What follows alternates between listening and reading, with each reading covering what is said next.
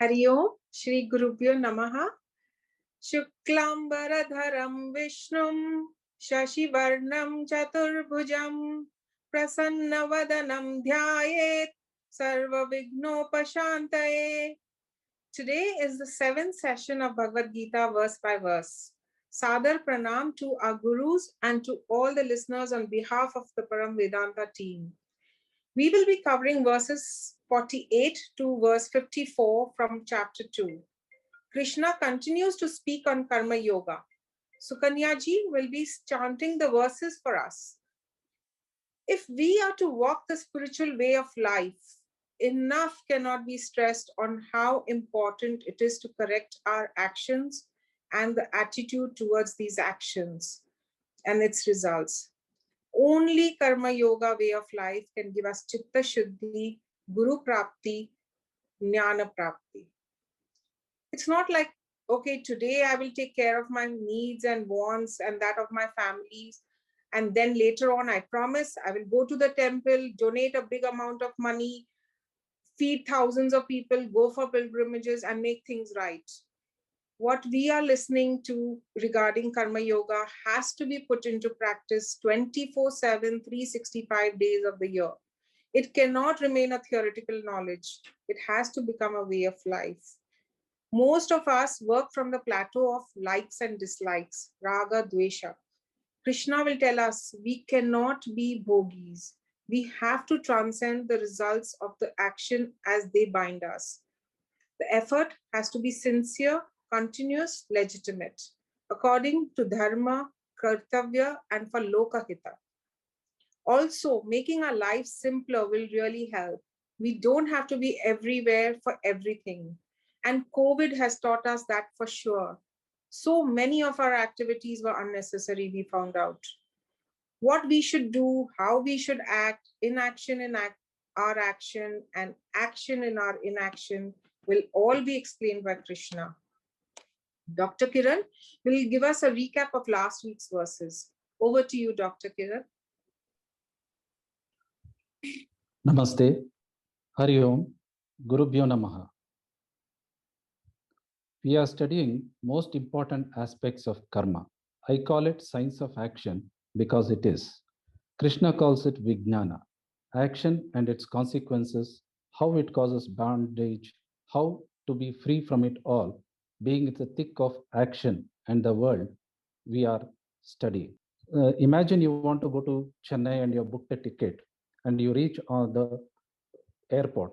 First thing you do is you see the layout where things are, you check in, you finish the security, and then you sit and have coffee or look around the book, everything. But in the corner of the mind, you will always be thinking of the flight and the timing and when to sit. Otherwise, you will miss it. Similarly, in the final journey we embark upon, when you are ready to face the pyre, what baggages you want to carry, how much wealth, anger, greed, guilt, how much you want to carry it all, you think it over. Human goals or purusharthas can be divided into two, that is, preyas or finite goals, and shreyas, that is, infinite or ultimate goal, or moksha, as we call. One thing unique about this, our Hindu philosophy, is we go beyond heaven and hell, and we go action beyond good and bad, and inaction in action. This is called purusharthas or human. And the deliberate effort we put in is called karma. And karma yoga is action with attitude, and upasana is meditation for calming the mind. These are the preparatory discipline, and jnana or the knowledge alone leads to moksha, the ultimate happiness. For example, if you want to know physics, you have to read physics. Just being a good boy and going to school and dressing up well doesn't give you physics knowledge. Similarly, to know about moksha or jnana, marga is the only way. Others are preparation. Bhakti, your devotion, is the attitude which with you do all these activities. And even after one attains moksha, there should be bhakti to Guru and the teaching, that is scriptures. This is the roadmap which we should always have, and this is called as Vasatmaka Buddhi. What happens to the persons without roadmap? These are all called karmis. They are indiscriminate people without clear goal, run after materialistic and temporary pleasures. When their attempts fall short, they go to God and do many rituals to gain riches and ward off hurdles. And if they are successful, they will spread that philosophy that this is the best thing.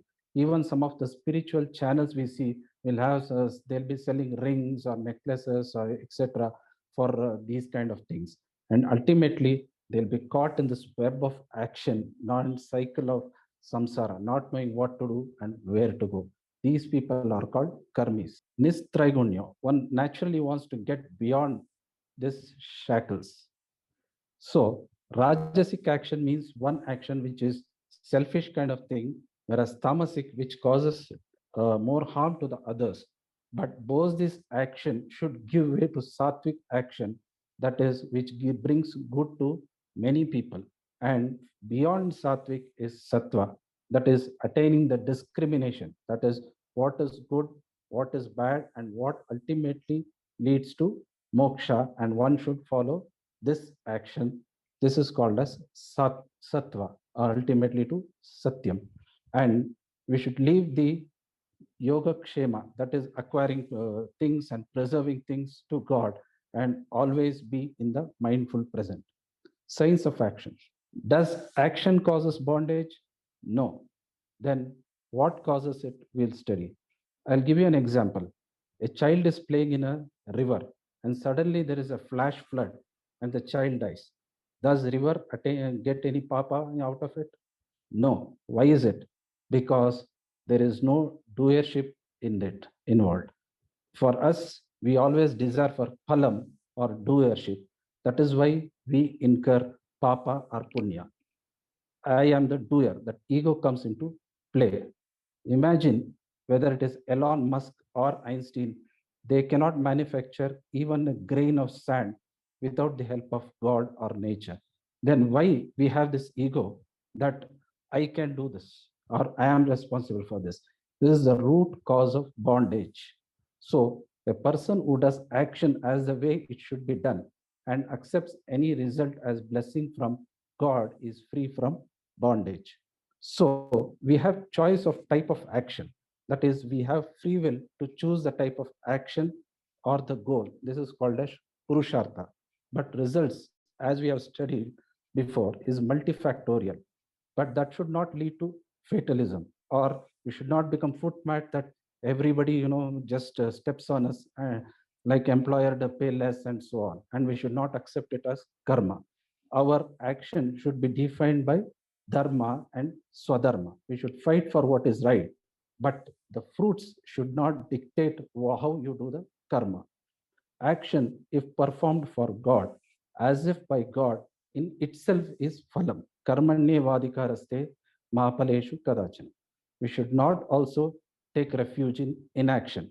Every morning, I see this small little bird, which is called sunbird. It makes small sound, but even if Koel is singing next to it, it sings in whatever voice it wants beautifully. And this weed flower blooms itself praising the Lord, even though the sunflower is next to it. We have free will, and we should be ever grateful to God. And every action we do should be an expression of gratitude to God. We should always say yes and thank you to whatever Lord throws at us. Thank you. Thank you, Dr. Kiran, for giving us a nice summary of the last class and also giving a good overview of Karma Yoga, which is the theme of today's class also. Sadashiva Samarambham Shankaracharya Madhyamam Asmadacharya Paryantam Vande Guru Paramparam. Om. The topic of Karma Yoga is dealt with many chapters of the Bhagavad Gita, predominantly the third chapter, which is called Karma Yoga, which is an excellent manual on what Karma Yoga is all about. But right now we are in the second chapter. We see so many excellent verses on Karma Yoga is there in the second chapter. You will see the highest, most refined aspects in the fourth chapter. It is also discussed in the fifth, sixth, and finally Krishna sums up all in the 18th chapter. As explained by Dr. Kiran, we are all, or we should claim ourselves to be senior students of Vedanta. A senior student of Vedanta should have what is called Vyavasayatmika Buddhi. Vyavasayatmika Buddhi means we are now very clear about what is the goal in life. What am I primarily here for? And once the goal in my life is clear, the means or how I go about then becomes very clear. So what is my means? What is my goal? Having been born as a human being and having the gift of a great acharyas, this mumukshutvam, I am here for Parama Purushartha. I am here for total fulfillment in life, Atma Nevatmana Tushtaha, to have that sense of freedom, to be a Mukta Purusha while still alive. In order to attain to that, I need spiritual wisdom or jnanam. To get jnanam, I need jnana yogyata. And the way of jnana yogyata is through karma yoga. That is why karma yoga is now such an important sadhana. When we study the Bhagavad Gita, we'll be listening to verses of the karma yoga and we'll be listening to verses of jnana yoga. When we listen to verses of karma yoga, once that knowledge has come in, we have to then apply it in our daily life. It has to be put into practice. Just knowledge of karma yoga will not make me a karma yogi. On the other hand, once jnanam is given to you, what do we do with that? That is it. Now that I have got the knowledge, I could internalize it by meditating on it. But for jnana yoga, there is nothing else to be done. But karma yoga, we need to do. And that is why karma yoga should be something, a sadhana that is done in every day of our life. While we are studying the Bhagavad Gita, let us make karma yoga a sadhana. For this, let us be very clear as we are studying these verses. What is karma yoga? It is right action and right attitude. Where does all my action come? Action can come from my body, from my speech, from my thought. In Sanskrit, it's called Kayika, Vachasa, and Manasa. What is right action? Before we come to right action, let us say what is not karma yoga. The scriptures talk of certain actions which are forbidden, harmful actions, which are called nisheda karma. Then there are certain karmas which we spend a lot of our time doing. When we earn our livelihood, it is kamya karma. And then there is prayaschitta karma. Evolved student will spend less and less time on kamya karma and prayaschitta karma. As we study the Veda Purva, there are a lot of rituals which are for prayaschitta karma and kamya karma. In the verses today, we will see, give less importance to these and go to those karmas which we need to do every day. What are these karmas that we need to do, which are called nitya and naimityaka karma? And these karmas are also called sattvika karma, selfless karmas, and which benefit a lot of people. But sometimes you will see I spend so much time working on myself. I have to feed myself. I have to give a bath to myself. Can we bring in a certain attitudinal shift when we are taking care of ourselves? Now, the body is my instrument. It is the greatest gift of God. Just like during Ayudha Puja, we reverentially treat all our instruments. Can we treat this body as a temple which houses the God? And whenever you have a bath, it's like an abhisheka. Whenever you feed your body, it is not the action that you do. Every action that you do, you bring in that bhava of reverence in that action. Every action in thought, word, and deed. Then you will see from the time you wake up to the time to sleep, your actions will become a karma yoga. When does an action, or what is the attitude? The attitude is Ishvara Arpana. I'm doing this work to my Lord. I'm doing this action to someone I revere, someone I love. And when you are doing an action for someone you really care for, you give your very best. You do it 100%. You may compromise so many things in your life, but you don't complain. You enjoy the action. Although you are putting in a lot of effort, it seems effortless. You lose sense of time. And you also feel it is my need. I'm not doing it as a favor to anybody. The joy is intrinsic. This is Ishvara Arpana Bhava. There is another aspect to Karma Yoga, and that is the most difficult aspect about it, and that is called the Ishvara Prasada Bhava. Whenever we receive prasad, we receive it very reverentially. We are very grateful. Can I have that attitude to be able to accept the outcome of all my actions with reverence? So difficult. Why? Because we are constantly praying to God how the result should be, because I'm not able to accept anything else. When I'm not able to accept anything else, what happens? There is a lot of anxiety in my mind. I try to manipulate God. I try to bring in. You'll see all our prayers are trying to manipulate. That is why our teacher, Swami Paramarthananda ji, says, let there be no special prayers, because all these prayers only enhance your anxiety, enhance ahankara and mamakara. If there is a prayer, it is a prayer of give me the strength to accept my prarabdha, to accept whatever is the outcome of my action.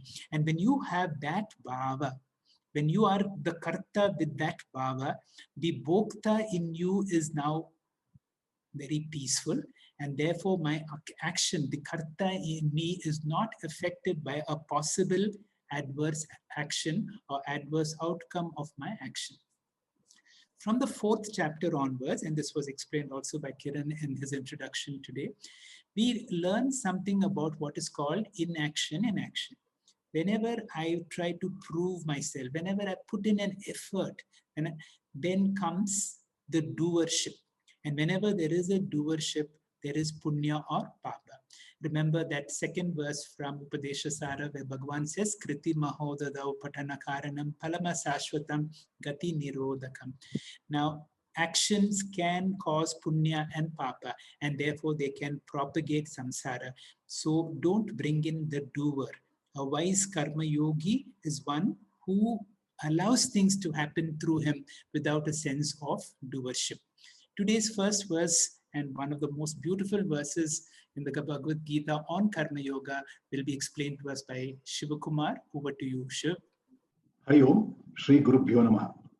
In the previous session, Dr. Sachin beautifully explained the important and popular 47th verse, highlighting that we humans are blessed with discriminative power, a free will. Our free will may not be the only factor to determine the outcome of a situation, but it does certainly influence the outcome. I will begin the 48th verse by chanting it. Yogastha kuru karmani sangam tyaktva dhananjaya siddhi asiddhyo samo bhutva samatvam yoga uchyate. The translation: O Arjuna, abiding in yoga while abandoning attachment and remaining the same in success and failure, perform actions. Such equanimity is called yoga. In this verse, Lord Krishna is advising Arjuna to act in this world with proper attitude towards material gain or loss. In life, we have a material gain or loss. When we have a material gain or loss, with proper attitude, we will neither experience happiness nor unhappiness.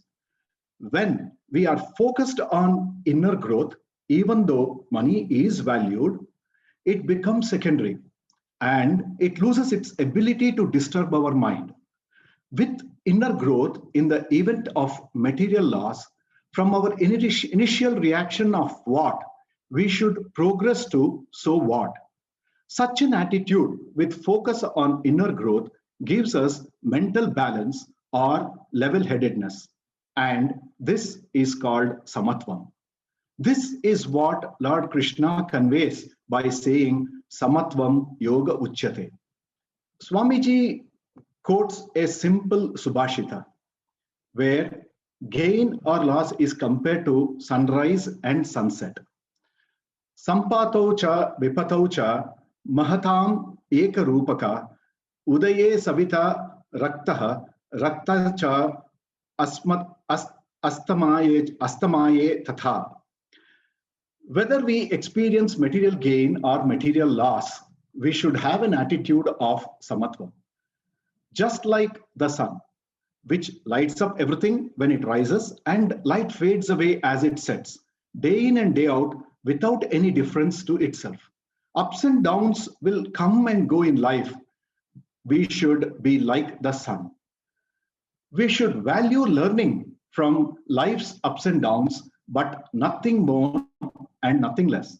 Proper attitude is the main indication of a karma yogi. Hence, Lord Krishna in this verse says, Samatvam Yoga Uchyate. He advises Arjuna to be mentally balanced. Yogastha karmani kuru. While maintaining such mental balance, one should not be afraid to perform all our duties, whether it's a simple task or risky one. There is no such thing as free life, risk-free life. Swami Dayananda Saraswati reminds us a simple task such as crossing the road can be risky. Hence, while maintaining mental balance, one should not be afraid to perform all our duties or swadharma, irrespective of how risky or easy it may be. This is Yogastha Karmani Kuru. How do we develop such proper attitude? Krishna says, Sangam Tyaktva. Sangha means attachment to material gain. Sangam Tyaktva is shifting the attachment from material growth to spiritual or inner growth. Swami Paramarthananda clarifies that such attachment to inner growth is allowed by our Shastras, as attachment to spiritual growth, to God, to Shastra, transcends all material attachments. In the second line of the verse, Siddhi Asiddhyo Samo Bhutva. Lord Krishna advises Arjuna to be equanimous in both Siddhi and Asiddhi, that is, success or failure. With an attitude of equanimity, Swamiji explains that Samatvam Yoga Uchyate is verily the definition of Karma Yoga. It is not any particular action, but a state of mind. Lord Krishna is advising Arjuna to be a Karma Yogi. I would like to conclude with this slide.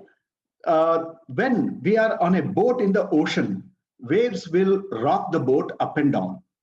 If we get disturbed by this rocking, our miseries would be endless.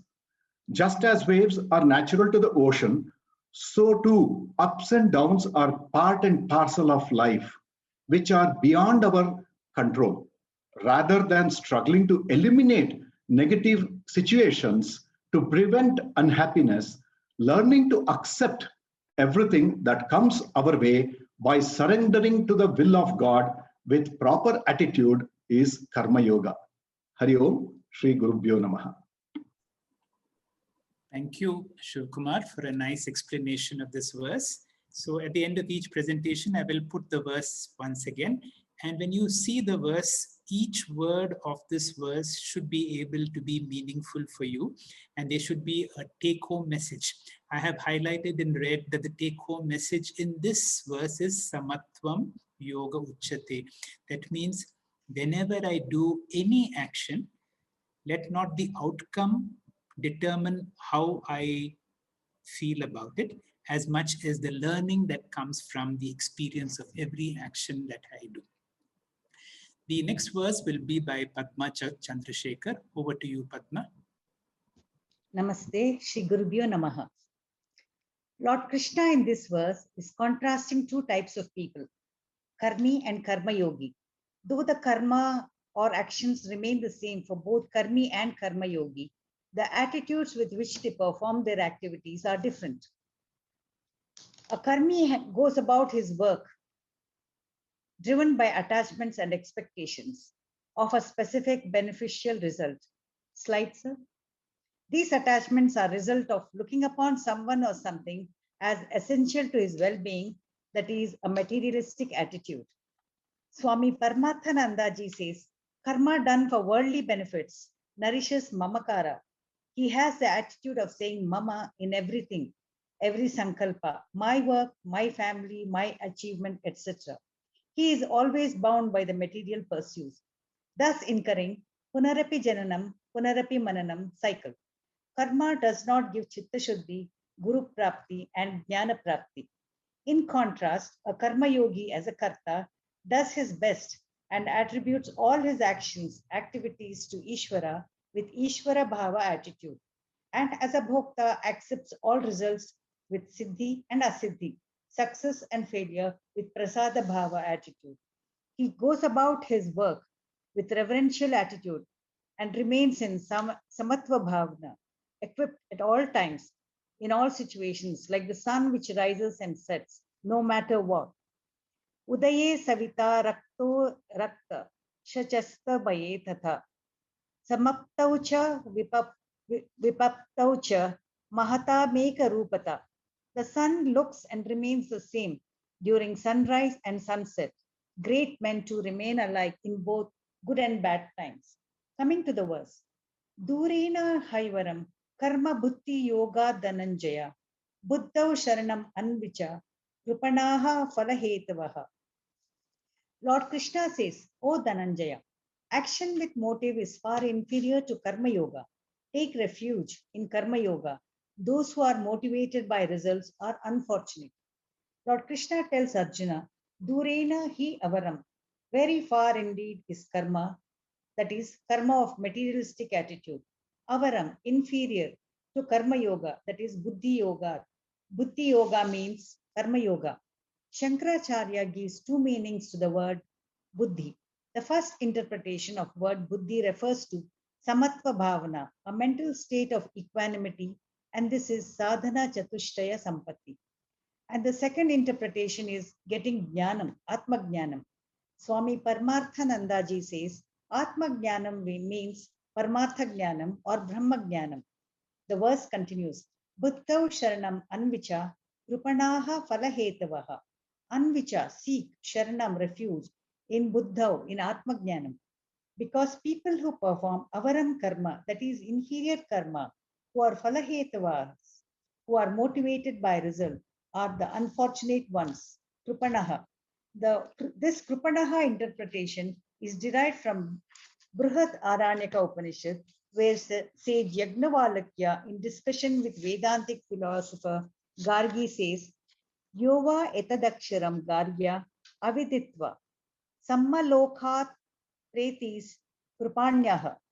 Gargi, that if a person with nothing else departs from this world without acquiring Atma Jnanam in this life, he is an unfortunate one. And very applicable to our discussion is the verse number 3 from Viveka Chudamani. Durlabam taime vaitadat devanagraha hetukam. Manushyatvam, Mumukshutvam, Mahapurusha Samashraya. Sri Shankaracharya says there are three things which are very difficult and very rarely attained, and they are due to God's grace. They are Manukshutvam, human birth, and Mumukshutvam, that is yearning, that is the desire for liberation, moksha. Mahapurusha Samashraya, getting the guidance and protective care of a wise sage or spiritual guru. Namaste. Thank you, sir. Thank you, Padma, for a nice explanation of this verse where Shri Krishna makes a contrast between those of us who work hard and they are called karmis, and those who have understood what is karma yoga, which is right action, Ishwararpana Bhava, Prasada Bhava. And that is why he says those who are karmis are extremely unfortunate people, and I would like you to become a karma yogi. The next verse will be explained by me only. The verse goes like this. Buddhi yukto jahatiha ube sukrute dushkrute tasmad yogaya yujjasva yogaha karmasu kaushalam. This last line is translated as skill in action. And people have different ideas of skill in action. It is not skill as a surgeon. And if you would Google yoga as skill in action, you will see all types of contorted and distorted postures. This difficult yoga postures are not what is called skill in action.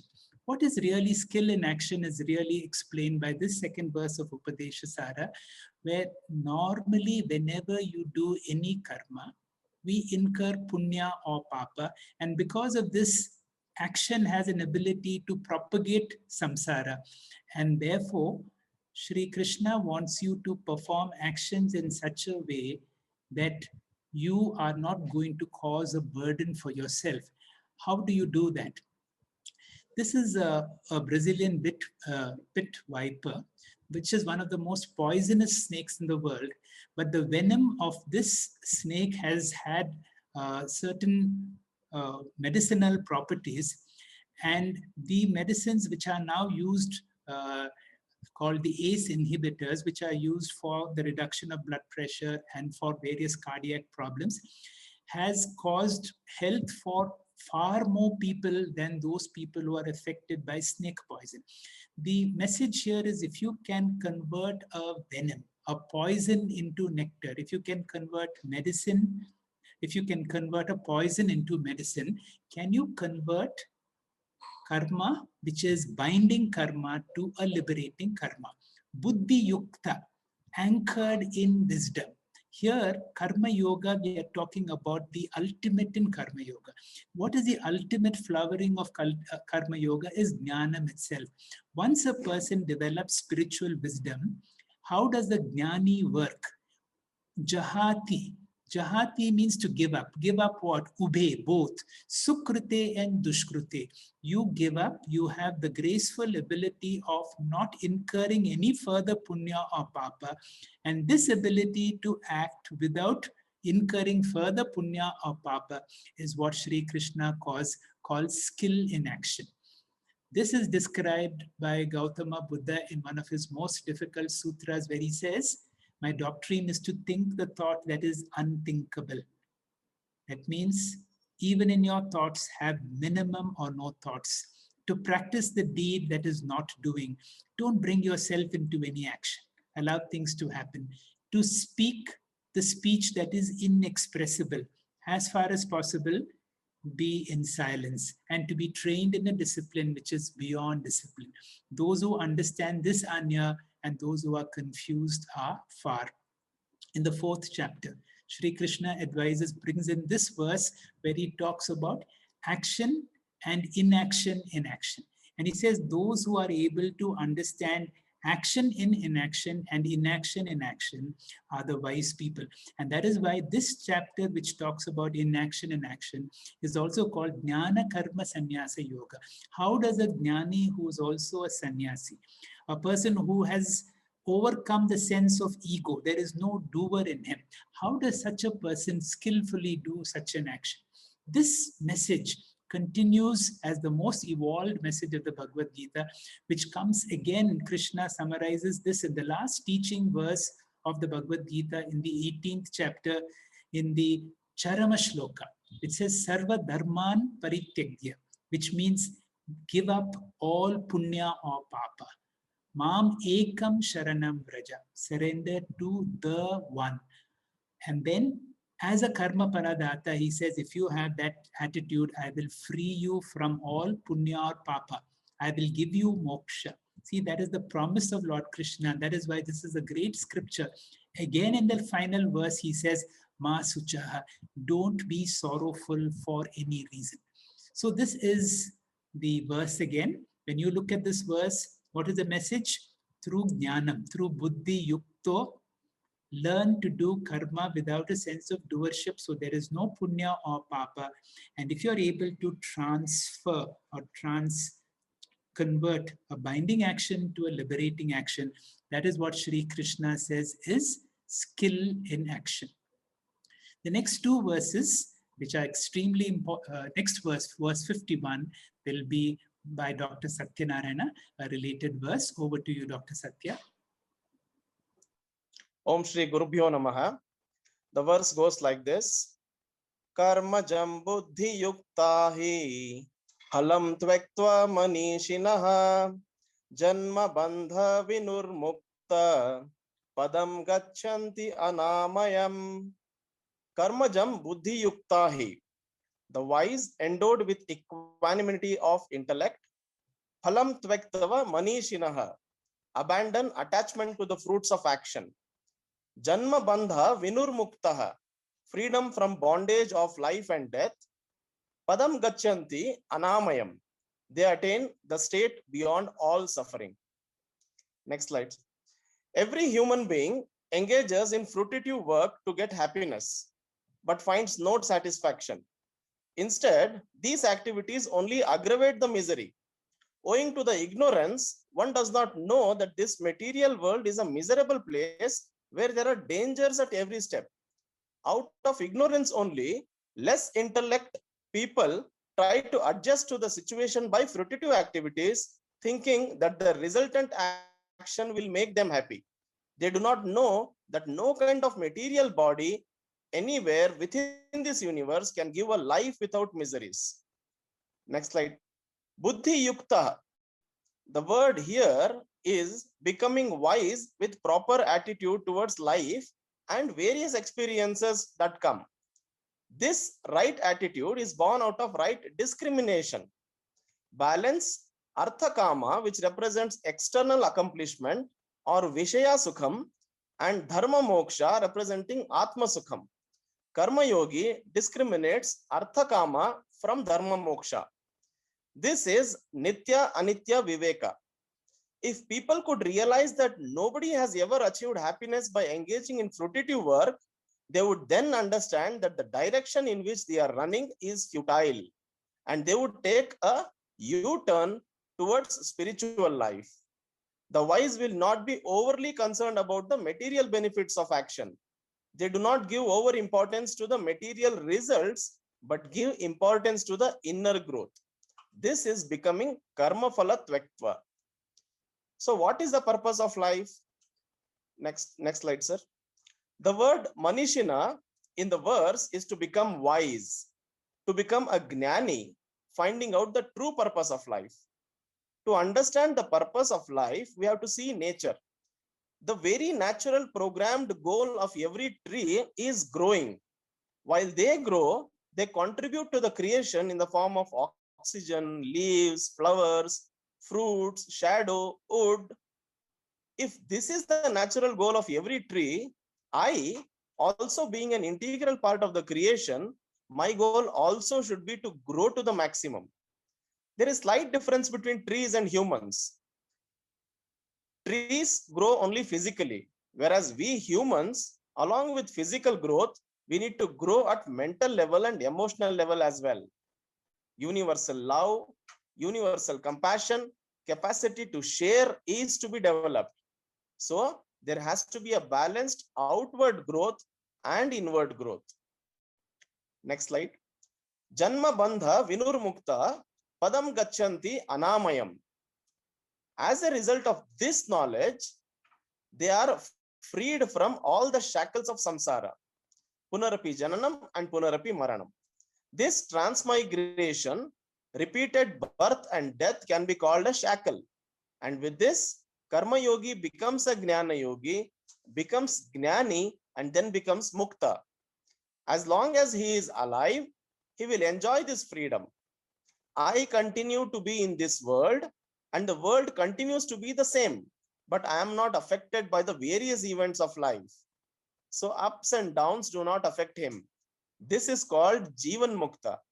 And this Jivan Mukta enjoys as long as Prarabdha Karma allows him. Once that karma is exhausted, Padam Gachanti Anamayam. He will be free from all kinds of evils. He attains Videha Mukti or Ishvara Aikyam. Next slide.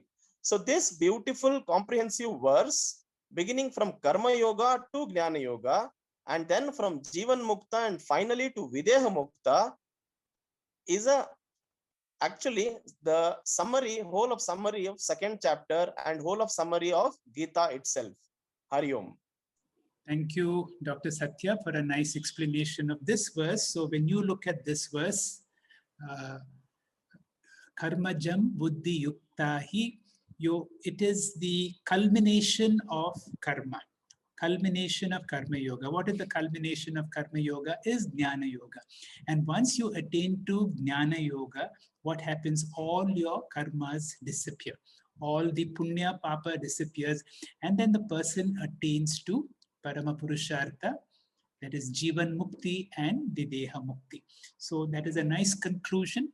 With that, we come to the next two verses, which will be explained to by Dr. Sundar. Over to you, Dr. Sundar. Hari Om, Shri Gurubhyo Namaha. Just as the previous verse, this set of two verses, 52nd and 53rd, also summarize the entire Gita and may be called as Gita Sara. This verse is a jump from karma to karma yoga. It is the jump where the seeker loses interest in the ritualistic portions of the Veda Purva Bhaga or the Karma Kanda.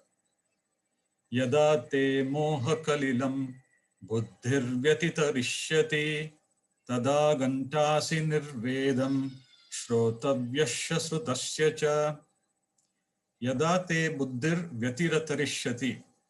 When your intellect crosses over, goes beyond, moha kalilam, the impurities in the mind caused due to delusion, tada, at that time, gantasi nirvedam, one shall get dispassion towards srotavyasya srutasya cha, ritualistic portions which are mentioned in the Veda Purva Bhaga. As we see in this next slide, this verse describes a person, a karma yogi, who through the sadhana of viveka or discrimination is intellectually able to separate nitya from anitya vastu. He is intellectually able to separate shreyas from preyas, moksha purushartha from the dharmartha kama purushartha. So this describes a person who, so far having been a karmi, so far having been enamored by the sakama karmas which are described in the Veda Purva Bhaga. These sakama karmas also comprise, as we have already seen, of kamya and prayaschitta karmas. Lord Krishna's mention in the Gita that the sakama karmas are okay to begin with, as long as we accept the results that accrue as Ishvara Prasadam. However, as one ascends the spiritual ladder, they become a hurdle. Therefore, in this verse, the mention is to shift from sakama karma to nishkama karma through the sadhana of karma yoga. The last line requires special explanation. Shrotavyasya srutasya cha means that he is now dispassionate towards the rituals which he already knows and the rituals which he may come across in the due course in his life. The known and the to be known. What does this mean? If my viveka is strong and if my vairagyam is not shaky, I develop dispassion to not just the rituals which I have already come across in my life, but to also those rituals which I might come across in future. What it means is that we should develop a strong viveka, which will result in a vairagyam which is never shaky. I must be very clear that the entire anatma, the entire praise will become a hurdle for me. So I need to be dispassionate towards the entire anatma, the entire praise, whatever I know so far and whatever I might come across in future. In the next slide, we can see the second of the set of verses. This one is a jump from karma yoga to jnana yoga. This is a jump where the seeker who has been a karma yogi now develops interest in jnanam. Shruti vipratipannate yadastasyate nischala samadhavachala buddhihi tada yogam avapsyasi. Yada te buddhihi shruti vipratipanna. When your intellect, which is Shruti Vipratipanna, means that intellect which has been enamored, that intellect which has been confused with regards to the various ritualistic means and material ends which the Veda Purva Bhaga or the Karma Kanda offers. So this far, this verse is actually a reference to the state of mind which was described in the previous verse, where the initial focus is on the Sakama or Kamya Prayaschitta Karmas. So that seeker, as we saw in the previous verse, shifted from karma to karma yoga.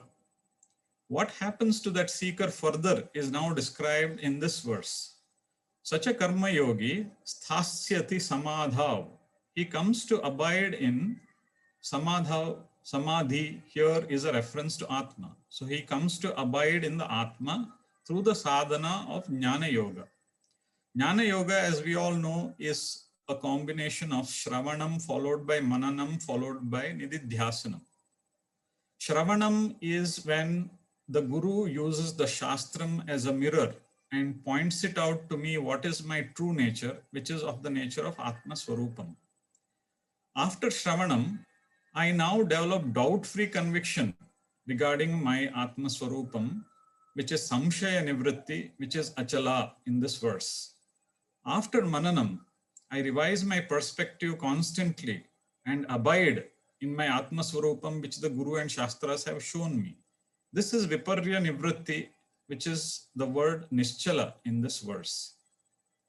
So successfully having gone through Karma Yoga and then Jnana Yoga, this seeker, Tada, thereafter, Yogam Avapsyasi. Yogam here is a reference to Moksha. So such a seeker will attain to Parama Purushartha. As we see in this next slide,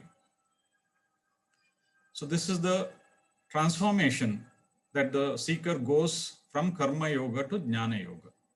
The 53 verses of this chapter, along with the 47 verses of the first chapter, totally 100th verse, actually is a conclusion of the Gita.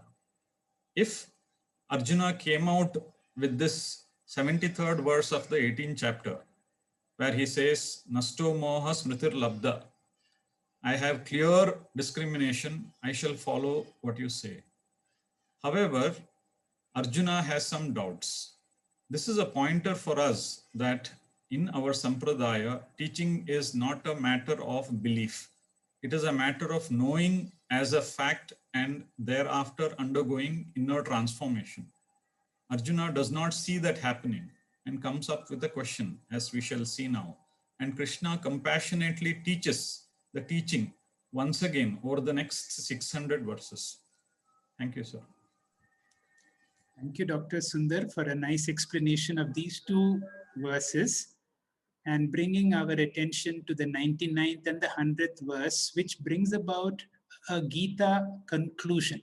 We all know that the second chapter of the Bhagavad Gita represents a message of the entire Gita. And this was probably the concluding message because we've already got Jnana Yoga, Karma Yoga, and let us look at this verse once again. Of these two verses, you will see there is no verse less important in the Gita. If each verse is studied properly, you will see this verse is talk of when moha kalilam, when the intellect is free of all the impurities, and then the mind now goes beyond what? All the Veda Purva part is now no longer of interest to me.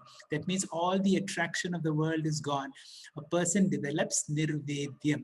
This is very similar to Pariksha Lokan Karmachitan. So there is now a shift now towards Jnana Yoga. And when the next verse says that intellect which has until now, Shruti Vipratipanna, that means until now it has been so much deluded by all the glorious things of the world, like Hiranmayena Patrena. And now what happens is through Jnana Yoga, the mind attains to Nischala. That means the knowledge now becomes very clear. I am now have no doubts at all. And once there is no doubt, next important word is Achala. Achala means the habitual notions. I have so long lived a limited life. And even though now I know I am who I am, I'm a Jnani, I'm a Jivan Muktaha, but all my past still affects me. And so here is the word Samadhav. And that becomes the key for the question that Arjuna asks. What is this Samadhi state? What is the Sthita Prajna, which will be spoken to us by Bhaskar? Over to you, Bhaskar.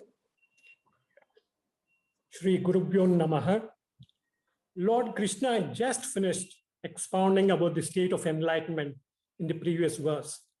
Until then, Arjuna was attentively listening to Bhagavan's lucid spiritual insight of theology. Now, for the first time, Arjuna wants an authentic definition of the state of perfection. And thus, he asks a pertinent question to gain clarity about his goal and the path to achieve it. The verse goes like this. Arjuna vacha sthita pragnasya ka bhasha sthita disya samadhistasya keshava sthita did kim prabhaseta kima asita rajata kim. The gist is, how do you define a person of firm wisdom, one whose mind abides in self, samadhi? And further, how does such a person whose mind is not shaken by anything speaks, sits, and walks? Sthita prajna means firm or steady wisdom, which is knowledge, with experience unruffled and unnegated.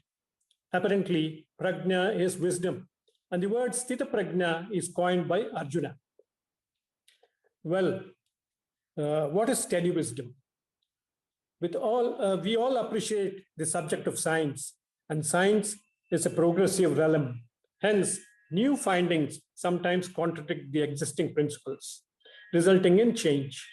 For example, Newton's theory was well established, and Einstein negated it. Likewise, so many theories would come, they would get demolished. And that is what happens in science. So there is always a constant change. Whereas steady wisdom affirms truth. A truth has no modifications, nor does it incur change. Hence, unnegated for eternity. Abadit. Scripture says that a realized or enlightened person dwells in steady wisdom. There, we need to know what is a realized person or an enlightened person. He who has transcended the three states of consciousness and gone to the fourth plane of consciousness called Turiya Samadhi, which in Vedanta is referred as Atma. While narrating an incident, an enlightened person was asked, Guruji, which is the best place on earth? And Guruji instantly replied, right here. And subsequently, another question darted out, which is the right time to begin? And Guruji instantly said, right now. This is the answer we received from realized person, meaning that they already are realized and Brahman is everywhere. Brahman Atma Eva for them. When we talk of an enlightened person, we instantly recall Gautama Buddha, pronounced to the universal Guru. Now, Sri Madhusudana Saraswati, another doyen in the Guru Parampara, says that an enlightened person has two states of consciousness, inward and outward. He reiterates that for a realized person, inward is Brahman, outward is Brahman, inferring one without duality.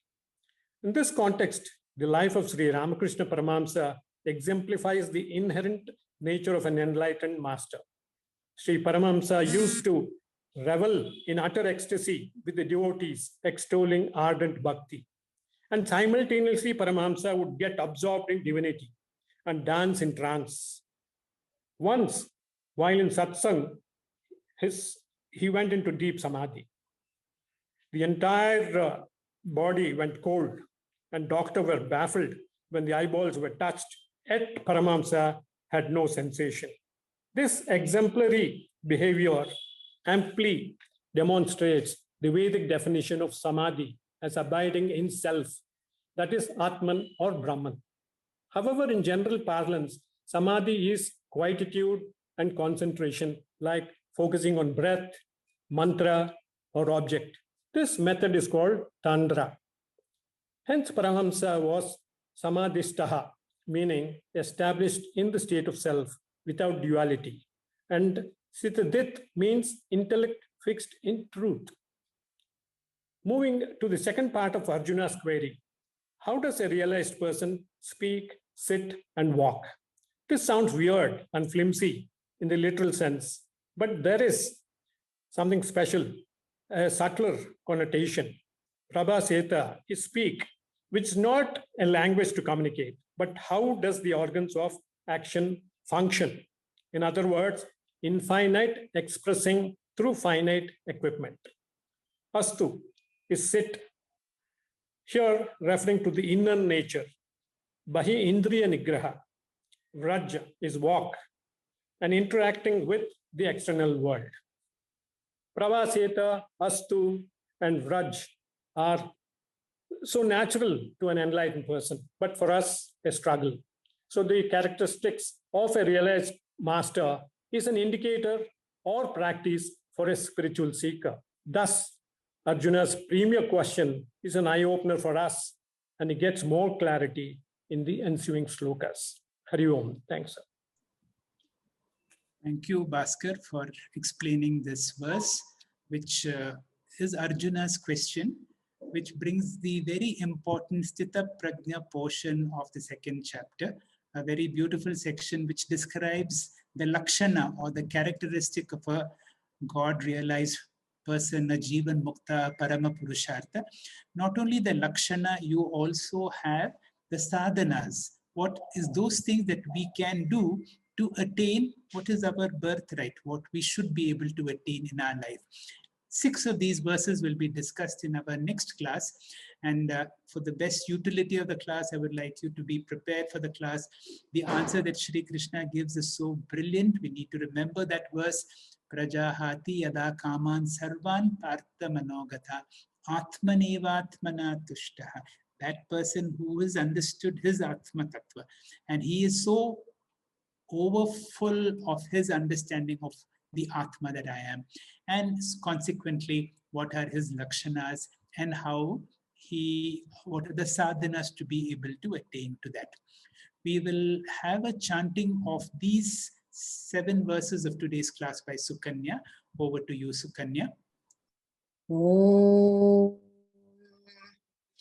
Yogastha Kuru Karmani Sangam Tyaktva Dhananjaya Siddhya Siddhyo Samo Bhutva Samatvam Yoga Uchyate Durena Hyavaram Karma Buddhi Yoga Dhananjaya Buddho Sharanam Anvicha Kripana Palahetavaha Buddhi Yukto Jahatiha Ubhe Sukrita Dushkrute Tasmad Yogaya Yujyasva Yoga Karmasu Kaushalam Karmajam Buddhi Yuktahi Phalam Tyaktva Manishinaha Janma Bandha Vidirmuktaha Padam Gachyantanamayam Yada te mohakalilam buddhir vyatitarishyati tada gantasi nirvedam shrotavyasya shrutasya cha shruti vipratipannate yada stasyati nischala samadho achala buddhihi tada yogam avapyasi. Arjuna vacha Sthita Pragnasya Khabhasha Samadhistasya Keshava Sthidati Kim Prabhaseta Kimasit Vrajeta Kim. Harihi Om. Thank you, sir, and thank you to all the speakers. Thank you, Sukanya ji, for the chanting. Some important verses were covered today. Let us ponder over them. Sammatvam Yoga Uchate. Karmasu, Yoga Karmasu Kaushalam. What is skill in action? Performing our actions appropriately with the right attitude should dictate our lives. We must give our best to achieve our goals, but the result is dependent on many factors. To have the ability to accept the result, even if it's different from our expectations, is walking the Karma Yoga way of life. Sounds simple, right? But it's not a matter of believing or knowing, it's transforming. Really liked what Dr. Kiran said. Action should be performed as God would do them, and that itself will be phalam. Arjuna asks, how does a person who established in this knowledge of self behave. In the next session, we will cover the qualities of a Sthita Prajna as described by Krishna. Please log in on Monday, 31st May at 6:45 p.m. Indian Standard Time. Our next session of Bhagavad Gita, verse by verse. Also, reminder once again, we will have 2 Bhagavad Gita classes per week, every Mondays and Fridays. Om Purnamadav Purnamidam Purnat Purnamudachyate Purnasya Purnamadaya Purnamevavashishyate. Om Shanti Shanti Shanti. Hari Om. Shri Gurubhyo Namaha. Hari Om.